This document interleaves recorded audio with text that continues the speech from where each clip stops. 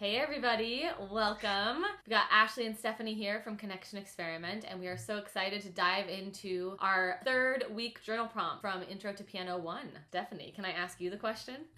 Sure. Yes, I'm excited to Okay. hear it. Okay, cool. So, self compassion can be a hugely useful tool when learning how to play the piano, or really when learning anything. Do you have a large or small capacity, or somewhere in between, for self compassion? And what about compassion for others? And we'll start with that. That's a big question. I know. Yes. It's hard to answer concisely, I suppose. Self-compassion has always been a challenge for me. I think because I'm kind of a perfectionist and I like to, at least in the past, I've kind of felt like I need to present in this specific way in order to be acceptable. So when I don't, I'm really hard on myself. I don't know. I know it's pretty universal though. It's pretty human, but I think that like the more I realize that to the degree in which I accept myself, the degree I could then accept others, it's sort of like one and the same.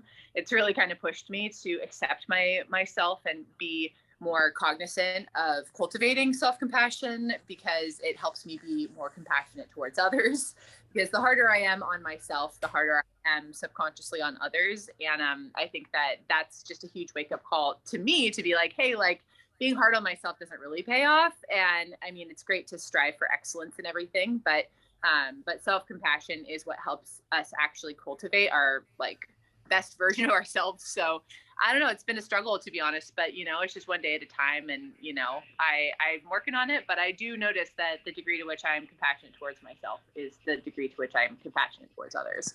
How about you? Yeah, I think it took me a really long time to figure that out. I think growing up and especially like in high school and college when I started pursuing music more seriously, I never realized how negative some of the messages were that I was telling to myself. Because the interesting thing that I think about self compassion and just about the learning process in general is that we have these scripts constantly going in our heads. Like we're constantly trying to make sense of the world, and like we have our own internal commentary on everything that's happening, whether it's about us or other people or the situation. And I think that first of all, just tuning into that internal commentary is like a huge aha. And I didn't learn how to do that until I would say like pretty far into my adult life, at least. Well, okay, maybe not pretty far, but like at least after college. And so once I realized that I even had that internal monologue going and that internal script happening, then it was kind of shocking to hear some of the stuff that was going on in there. And we talk about Brene Brown a lot, and I feel like I'm like the personal hype person for Brene Brown. But it was in reading, I believe, Gifts of Imperfection, because it's totally related to me also to perfectionism. And I think it's in that book, and I apologize if I'm misquoting or misattributing because it might be from one of her other books or one of her podcasts. I have no idea. She has so much out there, and I take it all in. But she really focuses on that idea that you brought up, Stephanie, of like we don't have the capacity to be compassionate to others unless we're being compassionate to ourselves. And I think that it took me like a couple of years to really put that into practice in a more meaningful way after I heard it and after I had that aha moment. One of my favorite and I think most mind blowing things that I read was also Self Compassion by Kristen Neff. And she has some guided meditations on her website. And that kind of got me into realizing, like, okay, this is incredibly important. It's incredibly worthwhile. It's hugely valuable. Like, what we are telling ourselves and how we talk to ourselves can make a really big difference in our experience and what we put out into the world. So yeah, it's really valuable. And then I think the other thing too is just how much I see it in my teaching. I notice with students of all ages, but especially with adults, that wow, we as a society are really hard on ourselves. We're really hard on ourselves, and it almost always completely derails the learning process. And that's the thing that I find to be like especially fascinating is that when we are telling ourselves these negative scripts, it pretty much closes us off completely to learning. I'm curious, have you experienced similar things like with your adult students or with yourself? Yeah, definitely. People feel like they need to be perfect in order to like present in any way. And so I'll have a lot of my adult students just say like, just totally shut down and feel like a total failure if they even make so much as one mistake.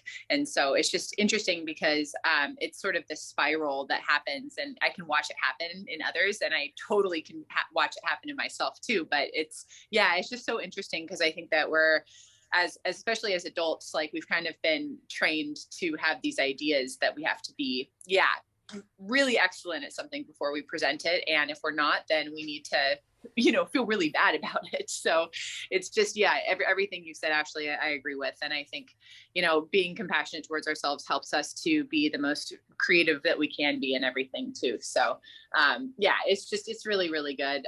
It's a great conversation to have and really important for sure. So Yeah. And so I guess one thing I want to leave with listeners too, as you all reflect, is just, imagine if you could turn all of the compassion that you have for other people onto yourself. And what kind of things would you say, and how might it feel if you were to say those things to yourself? I know one of the things that I first experimented with was like, I have a really easy time being compassionate to kids. I think a lot of people probably feel that way, where it's just, we want to be nice and we want to help kids feel good. And so just imagining, like, I was talking to myself like I was talking to a 7-year-old or to one of my child students. That was a really great, like, first way to practice self compassion, just because that seemed easier. And then also just connecting with, like, what would you say to a friend? If a friend was trying to learn how to play the piano, or if a friend was trying to do something, how would you encourage them? What kind of messages would you give to them? And is it possible to give those messages to yourself? And to just be kind to yourself. yes, it's a worthwhile question to just keep asking yourself and digging around. Share with us what you have come to with your journal prompts. We would love to hear. And we will probably even discuss some of the responses if you're willing to submit them. Totally anonymous, obviously, but it's just really nice to hear other thoughts and ideas on this topic. So go forth and work on that self-compassion. It's worth it. Dig deep. Everyone's an artist. Awesome. Thanks so much for being here, everybody.